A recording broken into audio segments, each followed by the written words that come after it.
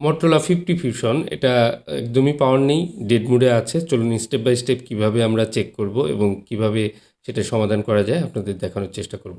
এখানে চার্জিংয়ের লোডিং দেখুন 0.4, মনে হচ্ছে ফোনটি চার্জ নিতে পারে বা একদম ডেড মোডে থাকার মতো ফোন না। আমি কম্পিউটারে ইডিএল চেক করলাম, কম্পিউটারে কোনো ধরনের ইউএসবি পোর্ট পাচ্ছে না। তো এই ধরনের ফোনগুলো আসলে অন হওয়ার মতো মনে হয় কিন্তু আসলে অন হয় না। ডিসি রিডিং চেক করব, ডিসি রিডিংয়ে কিন্তু মোটামুটি মনে হচ্ছে ফোনটি অন হবে এরকম একটি রিডিং কিন্তু অনেক সময় দেখা যায়। তো এই ধরনের ফোনগুলোতে আমরা কিন্তু চেক করে অনেক সময় যে প্রবলেমগুলো পেয়ে থাকি, দেখুন ডিসি রিডিং 180 থেকে 200 মতো। অনেক সময় এই ধরনের ফোনগুলো ফোন অন হওয়ার মতো থাকে, ব্যাটারি লো থাকে।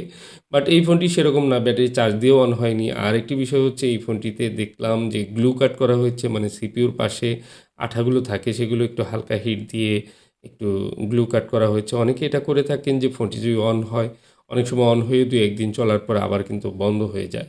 তো আপনারা একটা প্রবলেমকে বারবার যেন সেটা সমস্যা না দেখা দেয়, সেজন্য যেটি করতে পারেন সেটি হচ্ছে যে এই ফোনটিকে ১ম এই কিন্তু একদম পার্মানেন্ট সলিউশনটি করে দিতে পারেন। আর পার্মানেন্ট সলিউশন হচ্ছে যে এই ফোনটির বর্তমান যে কন্ডিশন রয়েছে সেই কন্ডিশনে কিন্তু এটির কোনো ধরনের ওভার রিডিং নেই, শর্ট নেই, মানে হাই বুট নেই, লো বুট নেই। তো যাই হোক আমরা ফোনটি সিপিইউটি রিমুভ করেছি এবং সিপিইউ রিমুভ করে এটা রিভলভ করে দেখব আমরা রেজাল্ট কী আসে। তো এই ধরনের ফোনে কোনো সময় এটা কিন্তু কোয়ালকম পোর্ট পেতে পারে। মানে কম্পিউটারে আপনার কোয়ালকম পোর্ট পেতে পারে। লোডিং যেটা দেখছেন 0.4, এই জায়গাটিতে 0.1 লোডিং কিন্তু আসতে পারে। তারপরেও একই সলিউশন থাকবে এবং কি দেখুন এখানে ডিশোল্ডারিং উইকের আঘাতে একটা কিন্তু লাইন আমার একটু উল্টে গেছে। এটা ঠিকঠাক করে নিতে হবে।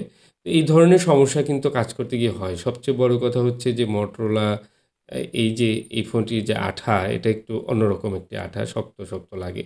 এটাকে পরিষ্কার করতে অনেক সময় প্রেশার দিয়ে আমাদের কিন্তু ক্লিন করতে হয় এবং সেই সময় কিন্তু আঘাত লেগে অনেক সময় কিন্তু ড্যামেজ হওয়ার চান্স থাকে লাইনগুলো। তো এই বিষয়গুলো সবসময় সতর্ক থেকে তারপর কিন্তু রিপেয়ারের কাজগুলো করতে হয়। বিশেষ করে সিপিইউর কাজ করতে গিয়ে মাদারবোর্ড অনেক সময় কিন্তু ফুলেও যায়। তো এই ধরনের ফোনগুলো যদি ফুলে যায় তাহলে কিন্তু আর রিপেয়ার করা যায় না। সো আমাদের ১ম এ খেয়াল করতে হবে যে কোনো ধরনের যেন ড্যামেজ না হয় সেইভাবে কাজ করতে।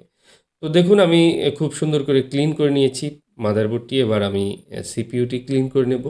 তো সিপিইউ এবং মাদারবোর্ড দুটি সুন্দরভাবে যেন ক্লিন হয়, কোনো জায়গায় যেন কোনো ধরনের আঠা বা ময়লা না থাকে। তাহলে কিন্তু আইসিটা ঠিকঠাক মতো বসে না। এই বিষয়টা সবসময় আমি বলে থাকি এবং পরিষ্কার পরিচ্ছন্নভাবে কাজ করতে হয়। কাজের কোয়ালিটি যত ভালো হবে ফোনটি কিন্তু ঠিক হওয়ার সম্ভাবনা তত বেশি থাকবে। আর এক চান্সে এই কাজগুলো করতে হয়, কারণ বারবার যদি আপনার এই ফোনগুলোতে হিট দিয়ে কাজ করা হয় তাহলে কিন্তু সেটা অনেক সময় ক্ষতির কারণ হয়ে থাকে। বিশেষ করে আমরা যে এসএমডি ব্যবহার করি, যে টেম্পারেচার ব্যবহার করি, এগুলোর মধ্যেও কিন্তু অনেক ব্যাপার-স্যাপার থাকে যে একটা আইসিতে অনেক সময় দেখা যায় ৫-৬ বার কাজ করার পরেও আইসিটা ভালো থাকে। আবার অনেক সময় এক চান্সেই কিন্তু আইসি খারাপ হয়ে যায়। মানে এমনও আ টেকনিশিয়ান আছে যারা কাজ করতে গিয়েছেন, এক চান্সে আইসিটা ফুলে গেছে, এরকম কিন্তু অহরহ আমরা পেয়ে থাকি বা মাদারবোর্ড ফুলে যায়। কিন্তু আমি একটা মাদারবোর্ডে বা একটা সিপিইউতে ৮ থেকে ১০ বার কাজ করেছি, রিবোলিং করেছি। তারপরেও কিন্তু সেই ফোন ডেড হয়নি। এরকম রেকর্ড কিন্তু রয়েছে অনেক। তো যা হোক আমরা এবার চেক করব। ডিসপ্লে প্যানেলে অলরেডি মাদারবোর্ড বসিয়ে নিয়েছি। যে কন্ডিশন ছিল যে ডিসি রিডিং এবং কি পাওয়ার সাপ্লাই লোডিং কেমন ছিল আপনাদের দেখিয়েছি। আমি পাওয়ার সাপ্লাই আগে কানেক্ট করলাম। এখন দেখুন 1.3, এটা কিন্তু চার্জিং নিচ্ছে মনে হচ্ছে। তো আমি একটু অপেক্ষা করব ডিসপ্লে কানেক্টর ঠিক আছে কিনা এবং কি দেখুন আলহামদুলিল্লাহ এই যে চার্জিংয়ের লোগোও কিন্তু চলে আসছে।